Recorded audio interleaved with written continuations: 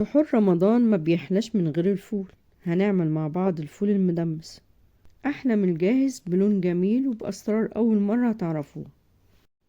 مش هيغير لونه معاكي، وهندمسه في الحلة من غير دماسة، وهيطلع معاكي زي الزبدة. وبكيلو فول هتعملي كمية كبيرة خالص، وانا عمل معايا 20 كيس فول. ويلا بينا نشوف هنعمله ازاي مع ام عبد الله اتهم ام عبد الله في البيت.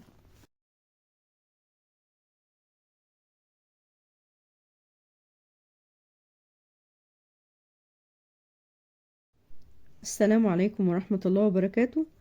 المقادير اللي هنحتاجها معانا: كيلو فول بلدي، 3 جزرات كبار مبشورين، طماطمية كبيرة مبشورة، بصلة متوسطة متقطعة، 5 فصوص توم كبار متقطعين، كوباية فول مدشوش، كوباية عدس اصفر، كوباية صلصة طماطم ودي اللي عملتها معاكم على القناة، نص كوباية عصير ليمون او ليمونتين كبار. ناخد الفول وننقعه بكمية مية كبيرة لان حجم الفول بيتضاعف، فبنحط المية بزيادة عشان تفضل المية مغطياه. ننقع الفول في المية من الصبح بالليل او من بالليل للصبح.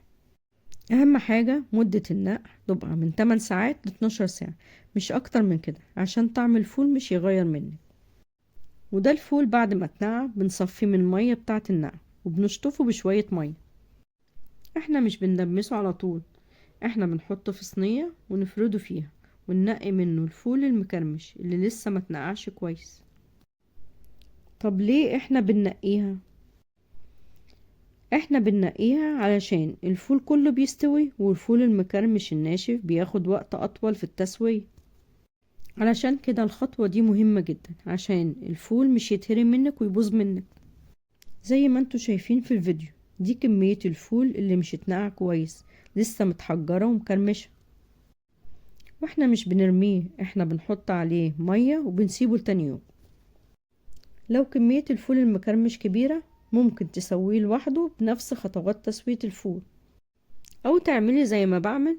بعد ما بنقعه لتاني يوم بحطه في اي مصفى متاح عندي، واغطيه بفوطة مبلولة او منديل مطبخ مبلول، وبرش عليه كل يوم شوية مية. هينبت ويبقى فول نابت جميل زي ما انتوا شايفين في الفيديو. بنجيب حلة ونحط فيها كمية من المية ونغليها، ونحط فيها الفول والجزر المبشور والطماطم والبصل والثوم وعصير الليمون. ناخد الفول المدشوش والعدس ونغسله كويس ونصفيهم من مية الغسيل، بعدين نحطهم على الفول. وكل ما زودت كمية الفول المدشوش والعدس هتزيد معاك كمية الفول المدمس. بنحط الحل على نار عالية لحد ما يغلي كويس، ونشيل الريم اللي هيطلع مع الغليان. بنهدي النار لمدة نص ساعة، مش تفتحي عليه قبل النص ساعة. بعد النص ساعة بنزود مية مغلية لو محتاج. ما بنحطش مية باردة عشان المية الباردة هي اللي بتخلي الفول يسود منك. بنسيب الفول على نار هادية من ساعة ونص لساعتين بالكتير. بعد الساعتين بنحط له كمية مية مغلية كبيرة جدا وبنطفي عليه، وبنسيبه متغطي عشان مش يسود. بنلاحظ ان الفول شرب اغلب المية اللي فيه واستوى كويس من غير ما ياخد وقت طويل في التسوية. بنزود الفول مية مغلية وبنحطه على النار مرة تانية. واخر حاجة بنحطها عليه هنجيب كيس بليلة، ودي البليلة اللي عملناها مع بعض، نضربها في الخلاط ونصفيها ونحطها على الفول وهو بيغلي على النار. وهي دي اللي بتدي قوام للفول التقيل زي بتاع العربيات. ولو مش متاح عندك البليلة، هندوب 4 معالق كبار دقيق في نص كوباية مية باردة، وبنصفيها على الفول وبنحطها وهو بيغلي وبنقلب واحنا واقفين.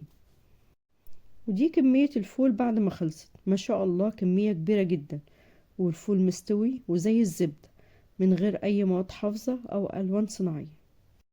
وبكده عملنا الفول المدمس بكل سهولة، مش هتقابلك اي مشكلة وانت بتعمليه، وهتظبطيه من اول مرة ان شاء الله. وهيبقى معاكي دايب دوبان وزي الزبدة، طعم ولون اجمل من محلات الفول. لو عجبكم الفيديو ما تنسوش اشتراك في القناة وتفعيل جرس الاشعارات ولايك وشير مع غيركم عشان الكل يستفيد. وبكده نكون خلصنا فيديو النهاردة، واشوفكم في فيديو جديد ان شاء الله.